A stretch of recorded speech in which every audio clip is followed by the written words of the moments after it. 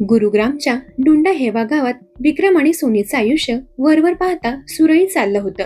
2 मुलं, एक चांगल्या कंपनीतील नोकरी आणि शेजारी म्हणून एक जुना मित्र रवींद्र. पण सगळं काही इतकं सोपं नव्हतं. घरात एक भांडणाचं सावट होतं जे विक्रमच्या चेहऱ्यावर दिसायचं, पण कोणी विचारलं की तो म्हणायचा कामाचा ताण आहे. त्याच्या मुलीला मात्र आईचं वागणं खटकायला लागलं होतं. आई सतत मोबाईलमध्ये गुंतलेली असायची. अनेकदा रात्री उशिरापर्यंत ती कोणाशी तरी चॅट करत असायची. एक दिवस चुकून आईचा फोन मुलीच्या हातात आला आणि तिथे तिच्या डोळ्यासमोर आईचे नको ते व्हिडिओज होते. व्हिडिओ पाठवणारा दुसरा कोणी नसून शेजारी काका रवींद्र होता. त्या रात्री विक्रम शांत झोपला नव्हता. त्याच्या मुलीने जे सांगितलं त्यावर त्याचा विश्वास बसत नव्हता. पण दुसऱ्या दिवशी सकाळी तो शांतपणे उठला, ब्रश केला आणि कंपनीकडे निघाला. पण तो परतलाच नाही. घड्याळ पुढे सरकत गेलं. 3 दिवस उलटले, पण विक्रमचा थांग पत्ता लागला नाही. पोलिसात मिसिंगचा रिपोर्ट दाखल झाला आणि संशयाची सुई हळूहळू सोनीकडे वळू लागली.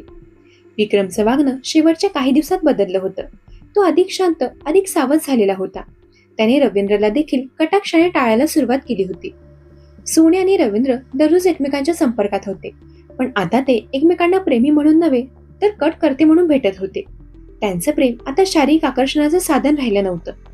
ते एका गुन्ह्याच्या योजनेत परिवर्तित झालं होतं. सोनीच्या फोनमध्ये एक प्लेलिस्ट होती, एक स्पेशल मालिका. त्यातले एपिसोड्स पुन्हा पुन्हा बघितले जात होते. ती मालिका त्यांच्यासाठी एक प्रकारचा मॅन्युअल बनली होती. सर्व काही त्यांनी त्यातून शिकलं. रवींद्रने त्याचा मित्र मनीष, फरियाद आणि अजून एका साथीदाराला विश्वासात घेतलं आणि विक्रमला रस्त्यातून बाजूला करण्याची तारीख निश्चित झाली. 26 जुलै 2025 रोजी. त्या दिवशी सकाळी विक्रम कंपनीकडे निघाला, पण वाटेत त्याला फसवून रवींद्रच्या गाडीमध्ये बसवण्यात आलं. गाडीत आधीच इतर 3 होते. कुठे नेलं जात आहे हे विक्रमला समजायच्या आत त्याच्या गळ्याभोवती दोरी आली होती. त्याच्या शेवटच्या श्वासात त्याने कदाचित फक्त एकच नाव घेतलेलं असेल, ते म्हणजे सोनी. गुरुग्रामच्या मोहम्मदपूर गावात आधीच एक खड्डा तयार होता. सत्तरपाल, रवींद्रचा चुलत भाऊ, जो त्याला दत्तक घेतलेला होता. सत्तरपालने हा खड्डा खणला होता. सत्तरपालला माहित होतं की काय घडणार आहे, पण त्याने कुठलाच विरोध केला नाही. तो सुद्धा त्या षडयंत्राचा भाग होता. रवींद्र आणि त्याचे साथीदार तिथे पोहोचले. विक्रमचा मृतदेह त्या खड्ड्यात टाकला आणि झपाट्याने माती टाकून सर्व काही झाकून टाकलं. जणू काही घडलंच नाही. सोनीने पोलिसांना तक्रार दिली पती गायब झाल्याची, पण तिचं वागणं नैसर्गिक नव्हतं. तिचा चेहरा थंडगार होता, डोळ्यातून अश्रू नव्हते.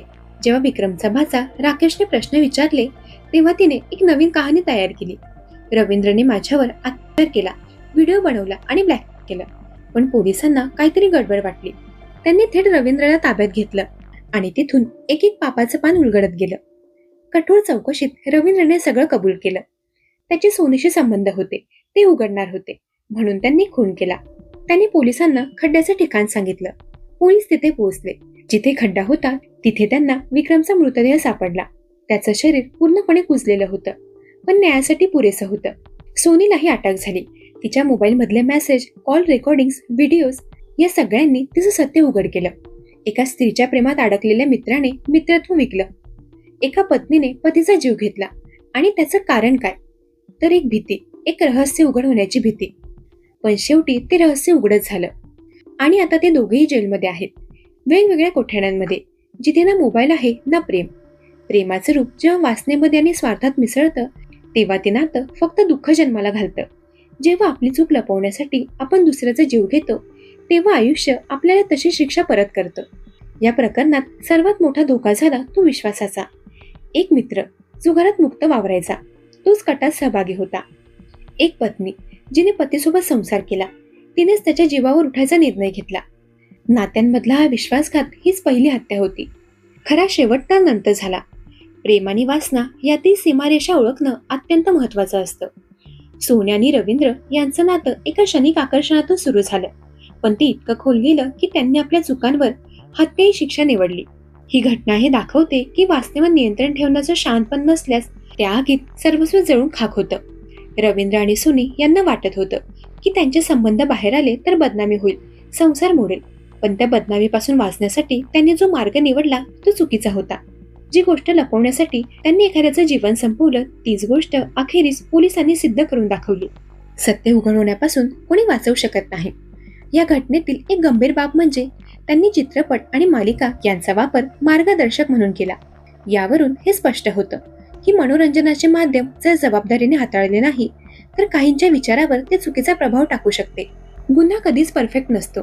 मालिकेत व चित्रपटात जसा गुन्हा लपवला जातो तसं प्रत्यक्ष आयुष्यात होत नाही.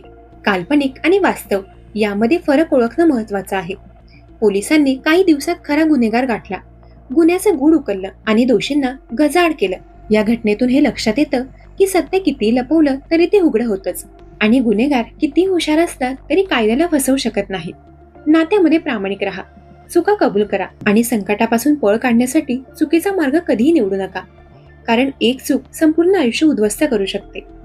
जर या घटनेमधून आपण काय शिकावं असा विचार केला तर एकच उत्तर, प्रेम असो, नातं असो किंवा चूक असो, प्रत्येक गोष्टीशी प्रामाणिकपणे वागा. कारण नातं टिकवणं गुन्हा करण्यापेक्षा सोपं असतं आणि चूक मान्य करणं एखाद्याचा जीव संपवण्यापेक्षा कमी त्रासदायक असतं. या घटनेवर तुमची काय प्रतिक्रिया आहे ते कमेंट करून नक्की सांगा. जर तुम्हाला अशा सत्यकथांमध्ये रस असेल तर क्राईम कोड मराठी या यूट्यूब चॅनलला जरूर सबस्क्राईब करा. तोपर्यंत सतर्क राहा, सावधान राहा. धन्यवाद.